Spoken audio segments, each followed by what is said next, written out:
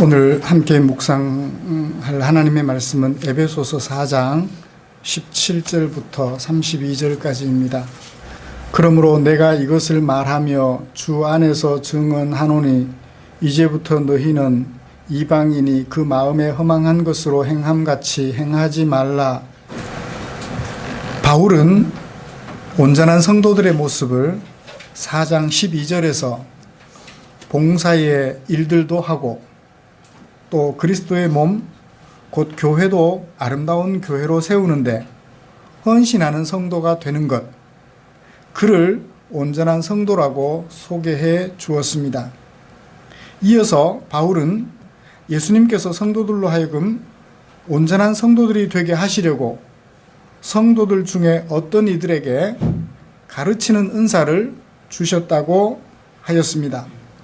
그러므로 가르치는 은사를 받은 목사와 교사들이 제 역할을 잘 하면 그 교회는 곧 그 성도들은 예수님께서 원하시는 온전한 성도에 가까워진다고 할 것입니다.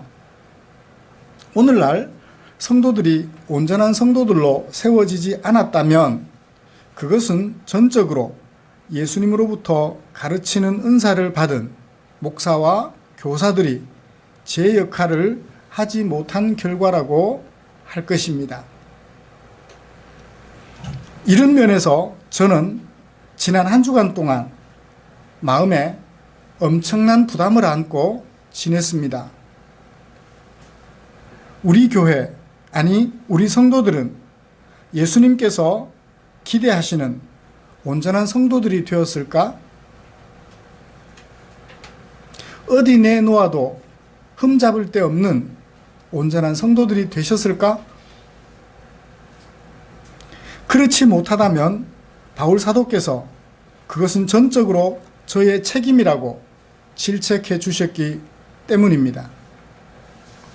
이런 부담을 가지고 오늘도 예수님께서 기대하시는 온전한 교회로 세워지기를 기대하는 저와 여러분, 거룩한 부담을 가지고 온전한 교회로 세워져 가고자 마음을 모아 애쓰는 우리 모두에게 하나님께서는 자비를 베풀어 주셨습니다.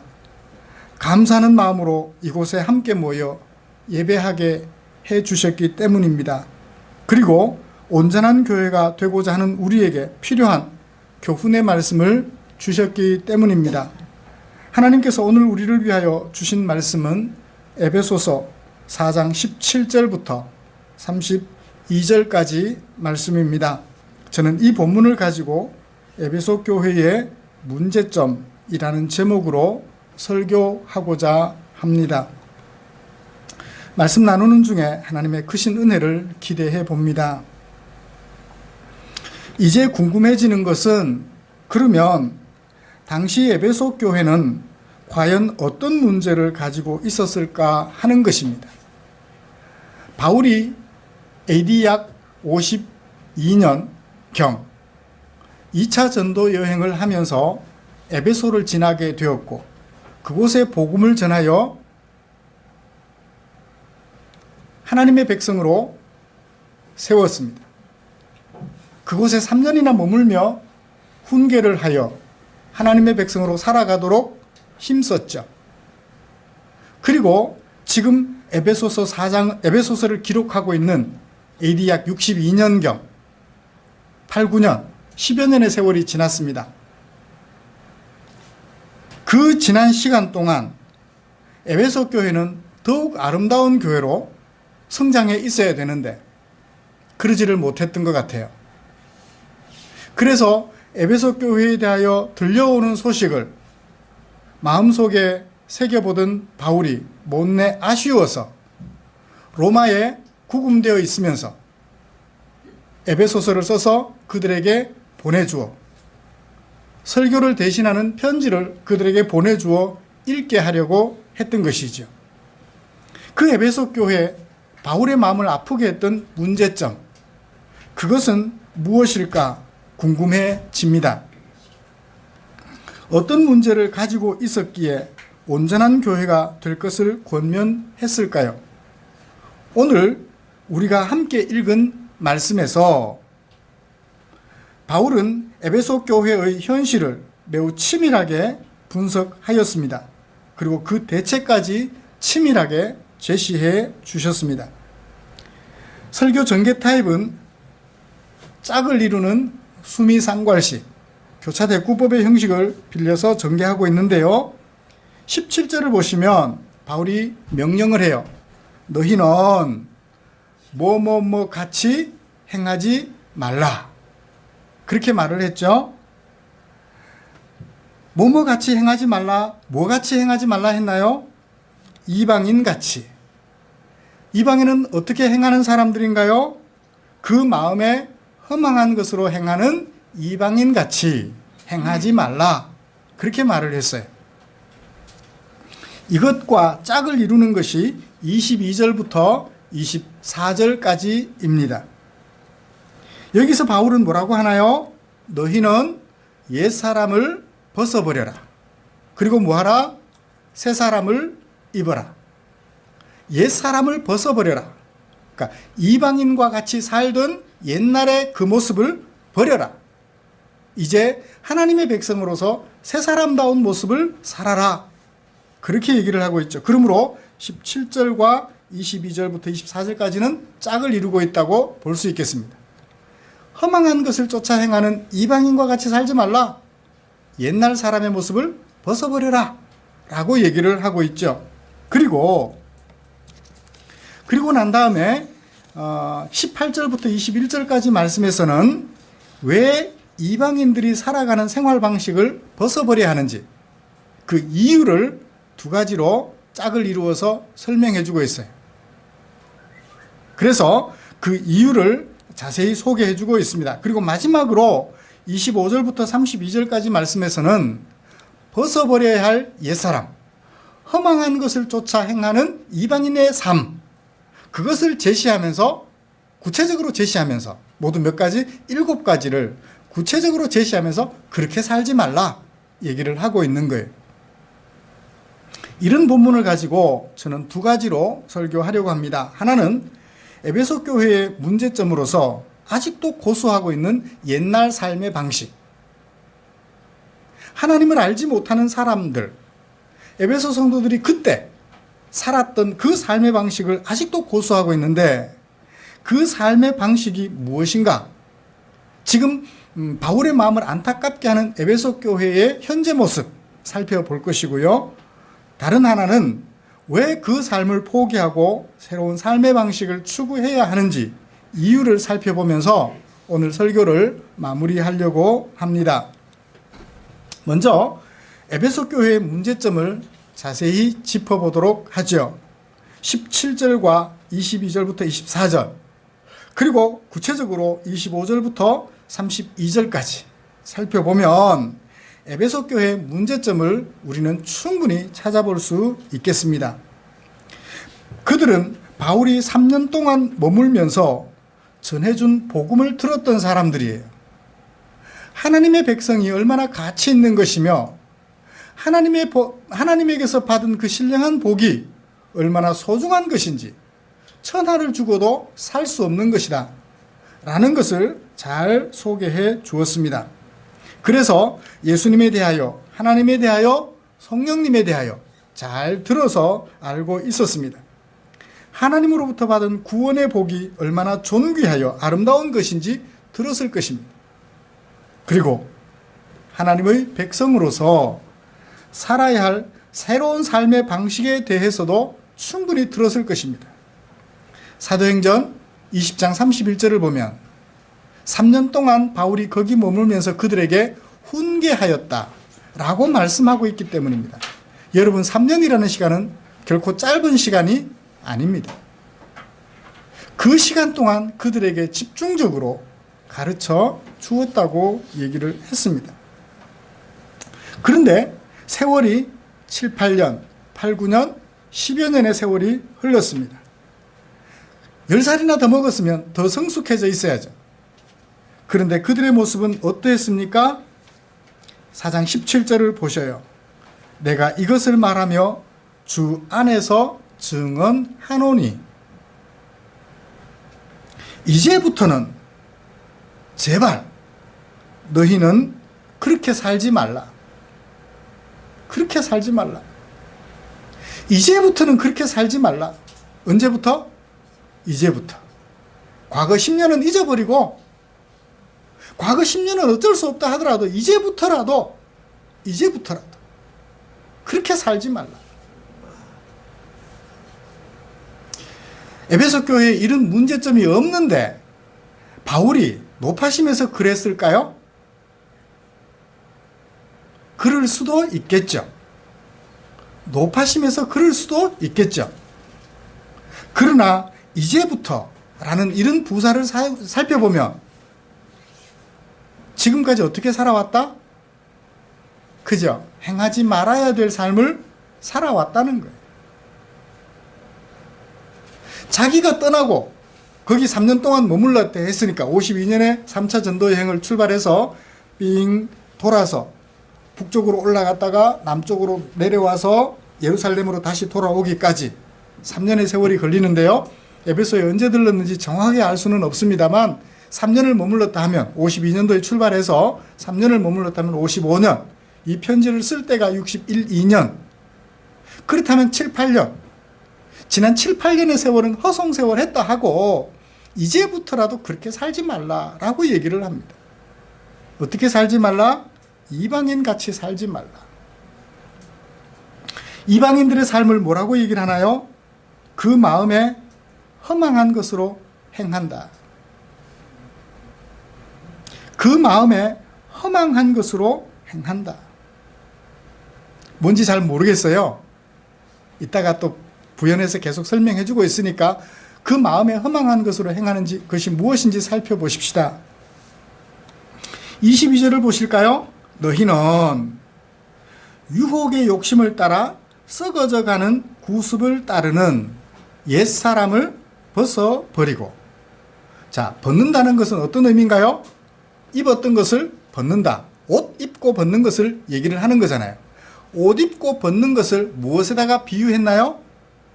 살아가는 삶의 방식을 버리고 취하는 것에다가 사용했어요. 수사법을 사용하여서 우리들에게 보다 효율적으로 잘 얘기를 해주고 있습니다. 벗어버린 것, 그리고 새로운 것을 입었으면 전혀 다른 모양이 되죠. 그러니까 그것을 예로 들어서 옛 삶과 새 삶이 혼용되어서는 안 된다는 거예요. 왜? 벗었고 입었기 때문에. 전혀 다른 모습이죠. 그런데 실제 우리 삶을 돌아보면 벗어버린 것과 새로 입은 것이 혼용이 되어서 이게 벗었는지 입었는지 모르게 헷갈리는 거예요. 여러분, 흰색과 검은색 사이의 색깔은 뭔가요? 회색인가요? 그래요. 회색지대예요. 검은색이면 검은색, 흰색이면 흰색이어야 하는데 회색이 보이는 거예요. 수학 시간으로 돌아가 볼까요? 여기 원과 여기 원이 있어요. 공통점이 있어요. 그걸 뭐라고 하나요? 교집합이라 그래요. 교집합 부분은 보통 무슨 색깔로 표시하나요? 회색으로 표시해요. 여기 흰색, 검은색이라면 교집합 부분은 회색으로 표시를 해요. 양쪽에 성질이 다 들어가 있다. 에베소 교회 모습이 그랬던 것 같아요.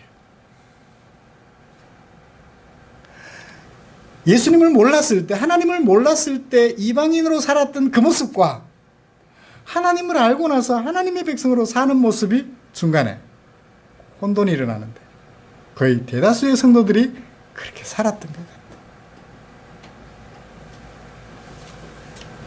그걸 뭐라고 표현하나요?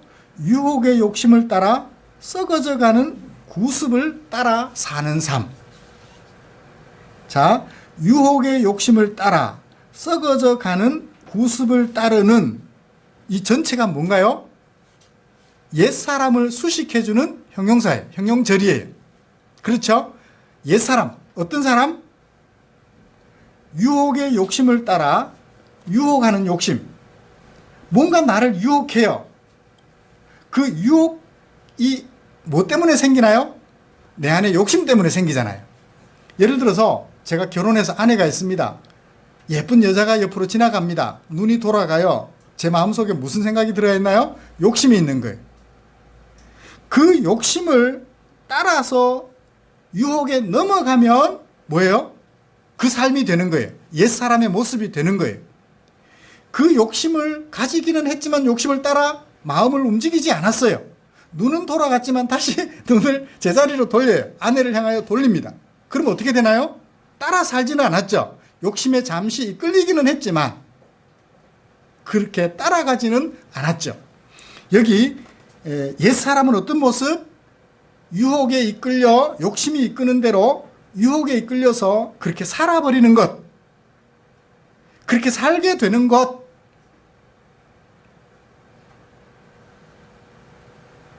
예를 들어서 기업을 경영한다 해보십시다. 월급을 많이 주고 싶어요? 적게 주고 싶어요?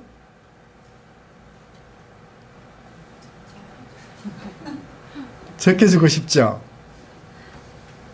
받는 사람은 많이 받고 싶어요? 적게 받고 싶어요? 욕심이죠. 회사야 어떻게 되든 간에 나만 많이 받으면 돼요. 직원들이 어떻게 되든 적게 주면 돼요. 욕심이죠. 그 욕심을 잘 조절해서 그래도 서로가 만족할 정도로 주고 받고, 그러면 그곳에는 평화가 있어요.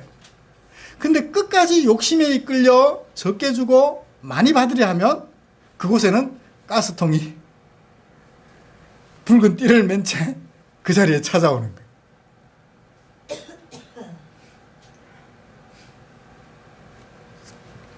이자를 많이 받고 싶어요? 적게 받고 싶어요?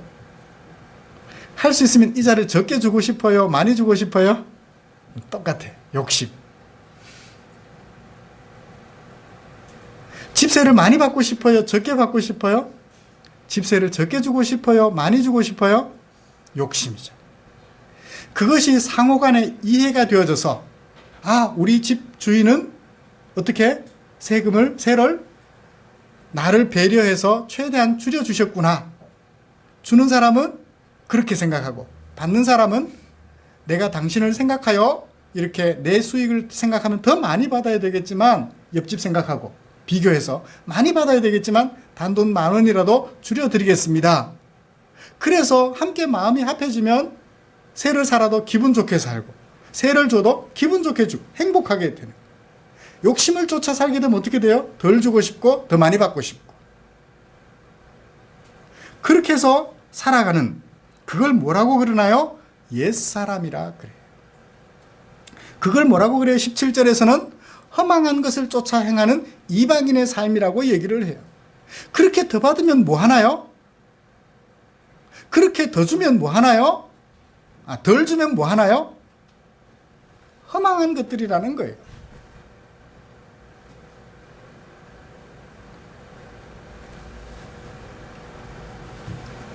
자, 이렇게 살아가는 이방인의 모습, 옛사람의 모습을 25절부터 32절까지 말씀에서 매우 구체적으로 우리에게 소개를 해주고 있습니다.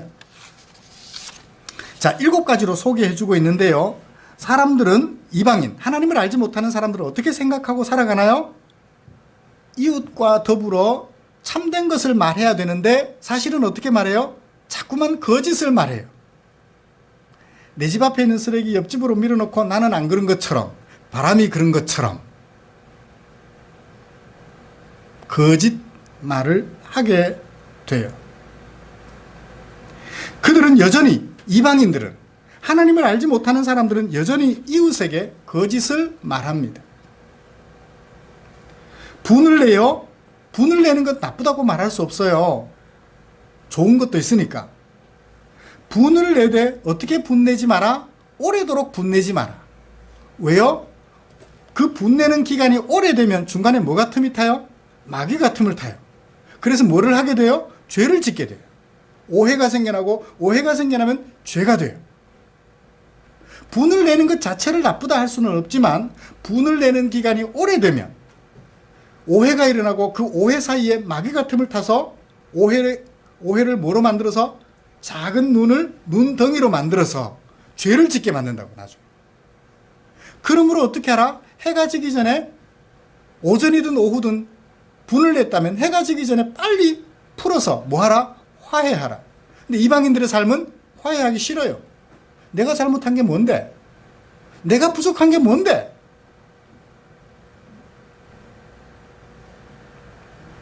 이것이 바로 하나님 없는 이방인들의 허망한 것을 쫓아 행하는 모습이에요. 그들은 가난한 자들을 도와줄 수 있도록 자기 손으로 수고하여 선한 일 하는 대신 오히려 가난한 자들의 것을 도둑질을 해요. 아까도 얘기했죠? 고리대금업 하는 사람들을 생각해 보십시오. 이자를 더 받고 싶어요. 혹 그렇게 가져갔던 사람들 중에 진짜 어려워서 그런 사람들에게는 이자를 좀 깎아줄 수도 있건만 변함없이 똑같이 적용하다 보니까 이자 때문에 죽음을 각오하는 사람들도 생기게 돼요.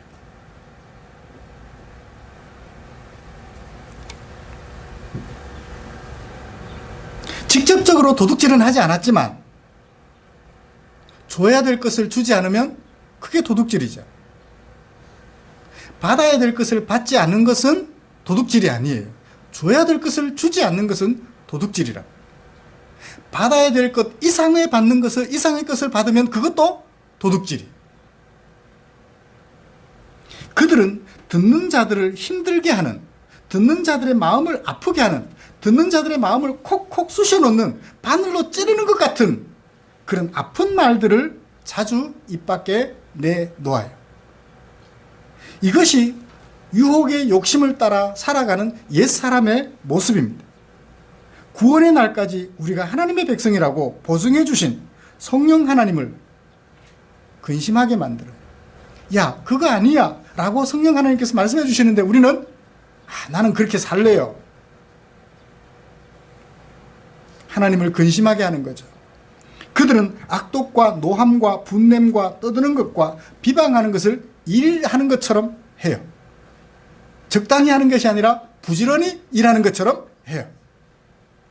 그들은 서로에게 불친절하며 용서하지 못합니다. 옆집과 이해관계가 얽히면 어떻게 되나요? 목숨을 걸고 싸우죠. 시골에 가면 밭의 경계가 불분명해요. 그렇죠? 그래서 그 사이에 뭘 놓습니까? 표석을 놔요. 지게표라 그러죠. 땅의 경계를 분류하는 돌을 이렇게 몇 개 놔요.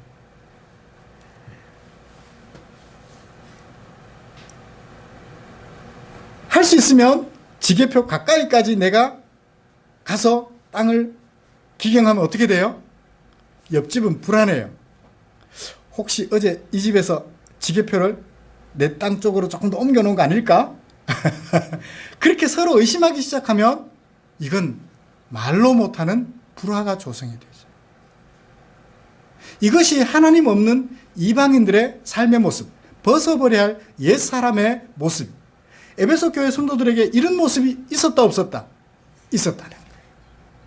복음을 듣고 예수를 3년 동안이나 배웠지만 7, 8년 지나는 세월 동안 어느새 변질되어 버리고 말았던 거예요. 이들의 모습은 삭개오의 모습과는 분명히 다른 것 같아요. 예수님을 만난 그 순간 그동안 토색했던 것들 4배나 갚아주고, 삭개오는 그 후에 계속 세리 역할을 했을까요? 안 했을까요? 했을 것 같아요. 마태는 예수님을 따르느라고 포기했지만 세리는 계속해서 삭개오는 계속해서 세리 역할을 했을 것 같아요. 지금까지는 남의 것을 토색하여 과도한 세금을 거두었어. 로마 황제에게 보여서 잘 보이려고 했지만 그 다음부터는 제대로 받아서 정말 어려운 사람들에게는 자기 것을 희생해서라도 깎아주면서 세금을 적게 받으면서 세리 역할을 잘 감당하지 않았을까라는 생각을 해봅니다. 그래요. 이것이 바로 2000년 전 에베소 교회에 바울이 전해들은 소식이 에베소 성도들의 모습입니다. 사랑하는 성도 여러분, 그들의 2000년 전 복음을 듣고 7, 8년의 세월이 지난 그들의 모습, 오늘 우리들의 모습과 비교해보면 어떤 것 같아요? 완전히 떨어져 있나요? 아니면 비슷한 모습이 많이 보이나요?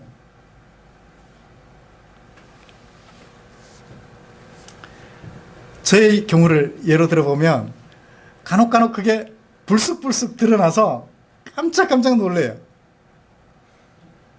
옆집과 이해관계가 있으면 어려움 생긴다 그랬죠. 옆집하고 이해관계가 있어서 늘 긴장해요. 언제쯤 치워질까? 어떻게 하면 저 치울까? 우리 교회가 뭐죠? 대부료를 주고 있는데 저 사람들은 그냥 저 사람들 속으로는 뭐라고 할까? 저놈들은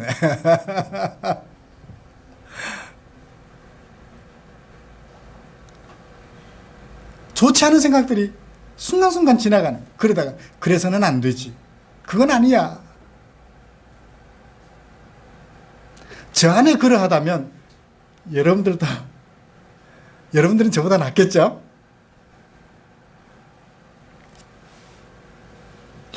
그러면 왜 우리가 이렇게 이방인과 같이 살면 안 되나요? 이제 바울이 에베소 교회를 향하여 제시한 그 이유를 18절부터 21절까지 말씀에서 살펴보기를 원합니다. 첫 번째 이유는 18절부터 19절입니다. 그들의 누구의? 이방인들의 그런 삶은 원인이 뭔가요? 총명이 없어져 버렸다. 그들이 그렇게 욕심을 쫓아 자기 배만 불리려고 살아가는 이유는 총명이 어두워져서 그렇다. 뭔가를 모르게 됐다는 거예요. 뭘 모를까요? 며칠 전 화성에 미국 나사에서 화성으로 우주선을 쏴 보냈어요. 우주선을 쏴 보냈는데 그 우주선에서 이제 화성에 안착을 했어요. 화성에 안착해서 화성을 조사하는 중에 카메라 렌즈를 지구 쪽으로 돌렸어요. 지구 쪽으로 돌려서 지구 사진을 찍었는데 그 사진이 인터넷에 이렇게 등장을 했어요. 제가 그걸 보는 순간 지구는 점이었어요. 반짝반짝하는 별 하나였어요. 우리가 여기 하늘 위에 별 하나를 보는 것처럼 화성에서 지구 다음에 무슨 화성? 무슨 별? 태양, 수성, 금성, 지구, 화성. 지구에 위성이 달이 있고 지구 다음에 화성이다. 바로 지구 인접한 화성인데 그 화성에서 지구를 보니까 별이에요. 점 하나예요. 사진 속 점 하나. 근데 그 속에서 우리는 나라마다 경계를 긋고, 그죠? 거기다가 나라마다 경계를 긋는 데서 넘어서 내 땅, 네 땅, 개인 또 소유로 나누고. 여러분, 달에 토끼 한 마리 살고 있을 거라고 생각해요. 지구에 토끼 한 마리 정도 살고 있을까 했는데 70억 인구가 함께 살아가요. 총명이 어두워지면 그걸 몰라요. 지금 우리가 무료로 우주선을 타고 있다고요. 지구는요, 하루에 한 바퀴씩 돌잖아요. 속도가 얼마나 되게요? 초속 300m 이상. 그렇게 돌 때 우리는 튕겨나가지 않고 떨어질 거 걱정하지 않고 편안히 땅 위에 발을 비딛고 잘 살아가고 있어요. 이것이 태양을 중심으로 1년에 한 바퀴를 돌아요. 지구 한 바퀴를 돈다고요. 지구가 태양 한 바퀴를 돈다고요. 이 거리가 얼마나 되게요? 초속? 엄청난 속도로 달려가고 있어요. 지구와 태양 사이가 1억 5천만 킬로미터 반지름. 지름이 이거면 지름 곱하기 3.14 하면 원 둘레가 나오잖아요. 이 먼 거리를 엄청나게 빠른 속도로 지구 위에 우리가 올라타서 돌고 있단 말이에요. 우주선을 타고 여행하고 있는 거예요. 산소 마스크 끼고 있나요? 아니에요. 산소 마스크도 끼지 않고 하나님이 주신 안전장치 속에서 우주선을 타고 회전을 하고 있다. 돌고 있다고. 몇 바퀴를 돌아요? 한 7, 80바퀴 돌면 인생이 맞춰지나요?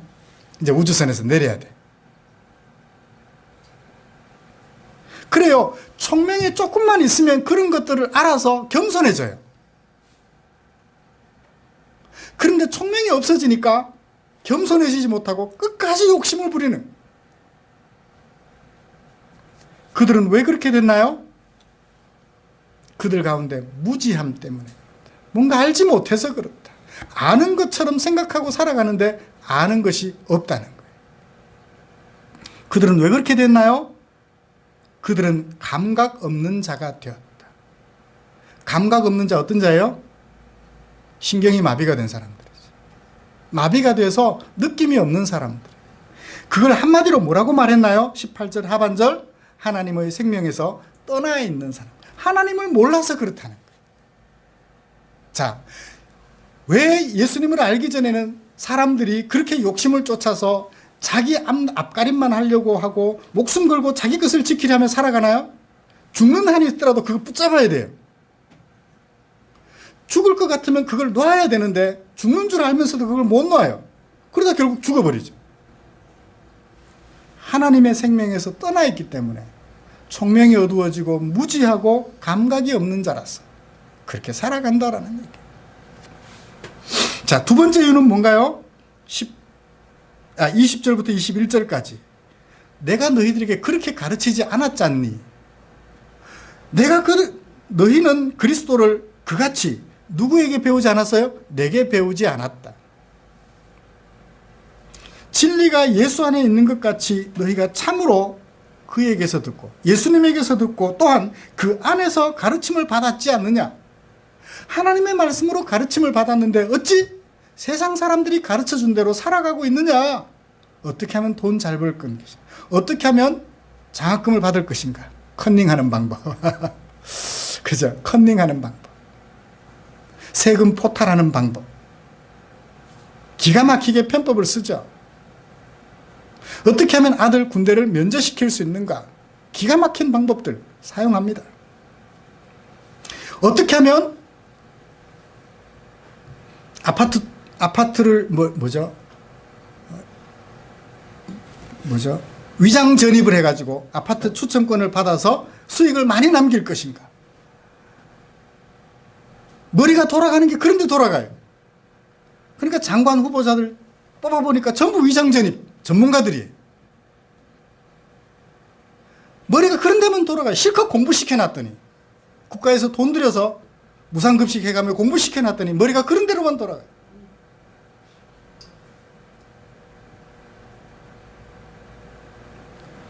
우리가 예수님에게 배운 것은 세상 사람들에게서 배운 것과 다르다는 거예요. 사람들이 배운 대로 살기가 쉽지는 않아요. 그렇죠? 예수님처럼 목숨을 바쳐 사랑해라.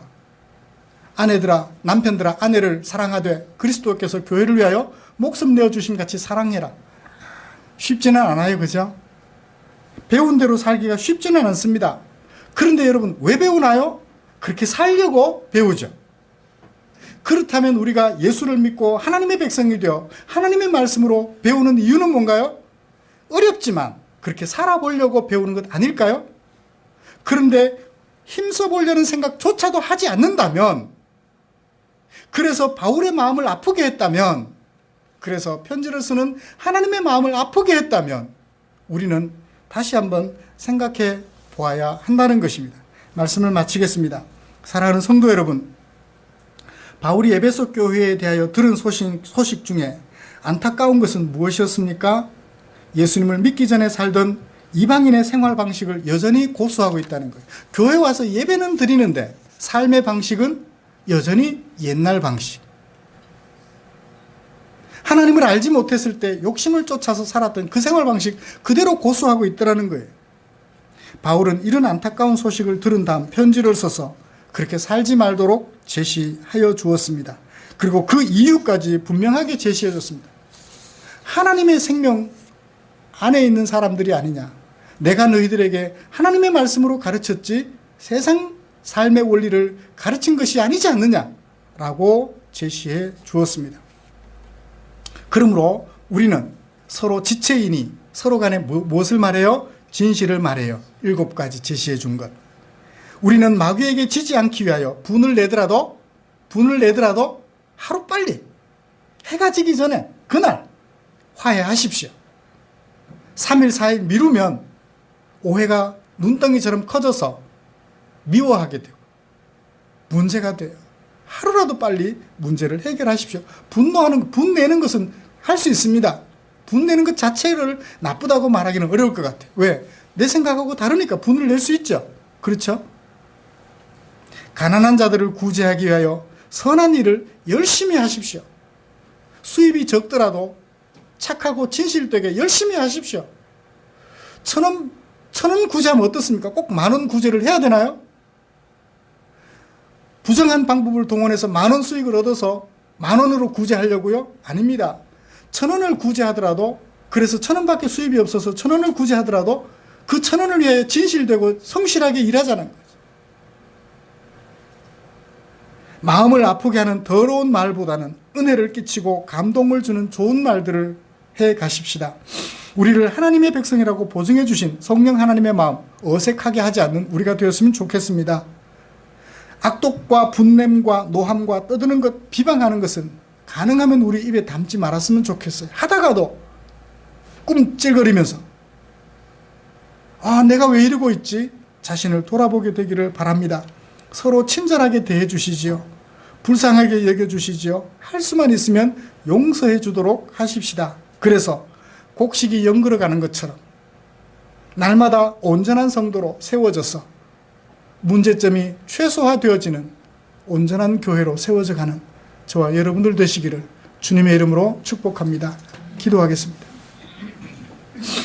하나님 아버지 고맙습니다.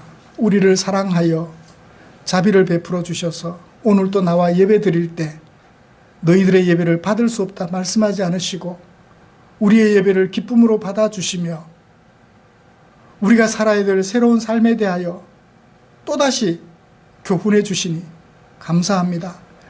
우리가 또 그렇게 살지 못할 것을 아시면서도 또 기회를 주시는 우리 주님의 자비 앞에 다시 감사와 찬송을 드리며 머리 숙여 기도합니다. 아버지여, 오늘 우리가 마음속에 새긴 이 각오, 바울이 에베소 교회에 지적해 주었던 그 사항들 우리에게 똑같이 지적해 주셨으니 우리가 같은 우를 범하지 않도록 날마다 우리를 새롭게 하여 주시옵소서. 우리의 힘이 부족하여 주의 도움을 구할 때마다 주님이 함께하여 주시옵소서. 예수님의 이름으로 기도드리옵나이다. 아멘.